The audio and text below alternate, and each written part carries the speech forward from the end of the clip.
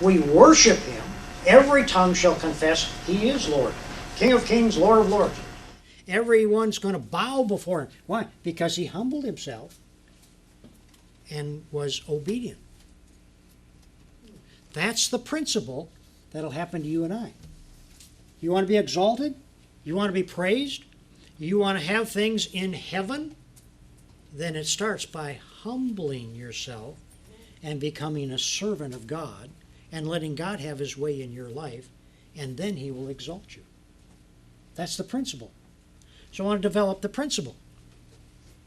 Now when we come to Christ coming to the earth, let's go to Matthew chapter 5. He starts out with his first sermon, first public sermon to his disciples, Matthew 5, 6, and 7. This is the Sermon on the Mount. What's the first thing he taught his disciples? First thing. Humility was the first thing that he taught. Chapter 5, and I'm starting in verse 2. And he opened his mouth, and he taught them, saying, Blessed are the poor in spirit. What's a poor in spirit person? Humble person. For theirs is the kingdom of heaven. Look at verse 5. Blessed are the meek. Meek is characteristic of humility. For they shall inherit the earth. Verse 3 talks about theirs is the kingdom of heaven. Verse 5 talks about they shall inherit the earth. In your humility is what's going to bring things to you. He taught that to his disciples. And he practiced this with his disciples. That's the first thing he taught his disciples. Then, over in John chapter 13, he gives an example of what he did with his disciples. And I'm in John chapter 13, Gospel of John. And starting in verse 14. If I then, your Lord and Master, have washed your feet. He humbled himself to wash his disciples' feet by example. Ye also ought to wash one another's feet. You ought to be humble enough to help others. For I've given you an example, not an ordinance, but an example, that ye should do as I have done. So in my humility, he said, I have done this for you. You ought to do that for somebody else. Look at verse 16. Verily, verily, I say unto you, a servant is not greater than his Lord, neither he that is sent greater than he that is sent him. If ye know these things, happy are ye if you do them. He's teaching his disciples, be humble. Don't try to be the high important, high muckety-muck. Be humble in spirit. And he said, just as I've set the example, and I've been the servant of my Father. Notice, you don't have to turn to these things, but this is what he said. In John 5, he said, the Son can do nothing of himself. He said, I seek not my own will, John chapter 5. My teaching is not mine, John chapter 7. I am not come of myself, John 7. I have not come of myself, but he sent me, John 8. I seek not my own glory, John 8. Jesus came with his humbling spirit. God sent me to do a job as a servant and then finally conclude with giving my life. And I did it. That was his attitude. He taught that to his disciples. Then, if you would, back to Matthew chapter 11. I want you to see something. Christ here, the only place in Scripture that Christ does this. What kind of personality did he have? What kind of personality? It reveals something about you when you tell me the personality that Christ had.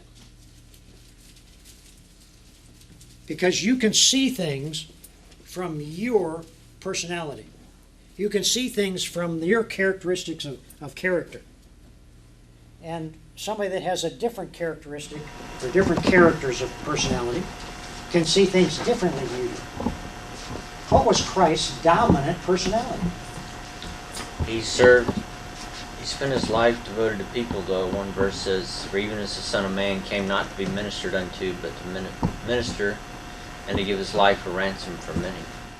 Very good. Now, I'm in Matthew chapter 11.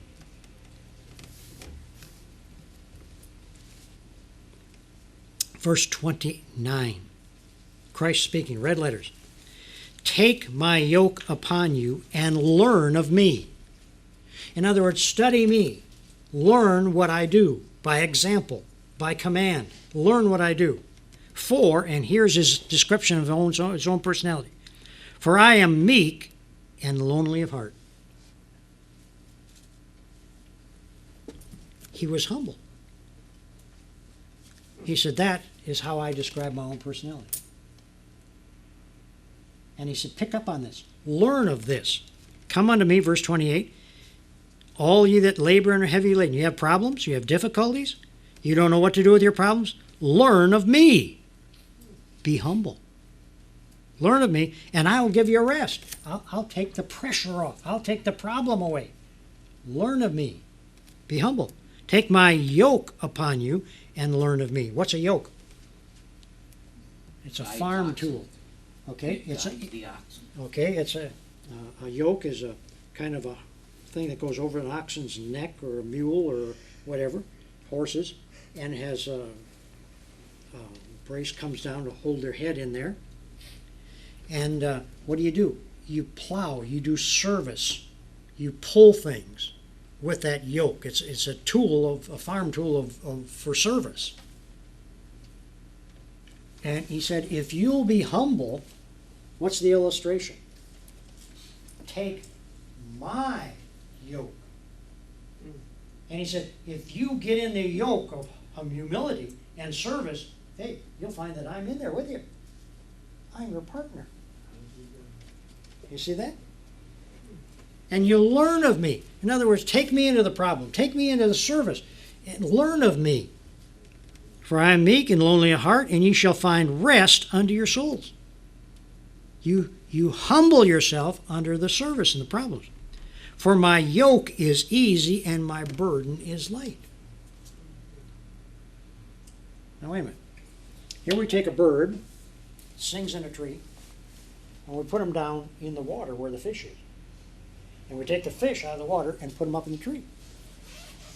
What happens? Nothing. It's very grievous. Yeah. It's very difficult.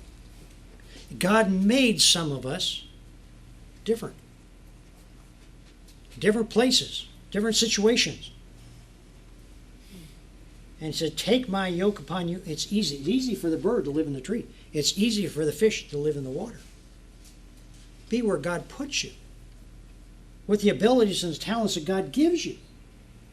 And get in that yoke with Christ, and he'll make things easy for you in life. You see that? All right, let's go on. He said, learn of me. So what are we going to learn? Okay, we're going to learn this characteristic of humility. Christ is our example. We want to have a Christ-like personality. The goal of our Christian life is to be like Christ. And that's how they name Christians. They call them Christians first at Antioch. What did they call them before that? Disciples. What else? They call each other brethren. They call each other saints. They had many names for one another, but they called them first Christians at Antioch. Who called them that? It wasn't the Christians. The world called them that. Why did they give them that name? They took a proper noun, Christ, and they made it into a collective noun, Christian. And they said, these people are just like Christ. They're talking just like Christ talked. They're doing just what Christ did. They're making a big thing out of the Bible. They're making a big thing out of God. They're telling people to get to heaven. And they're just like Christ. And they're multiplying. Learn of me. This is the way I am, he said. So, the disciples start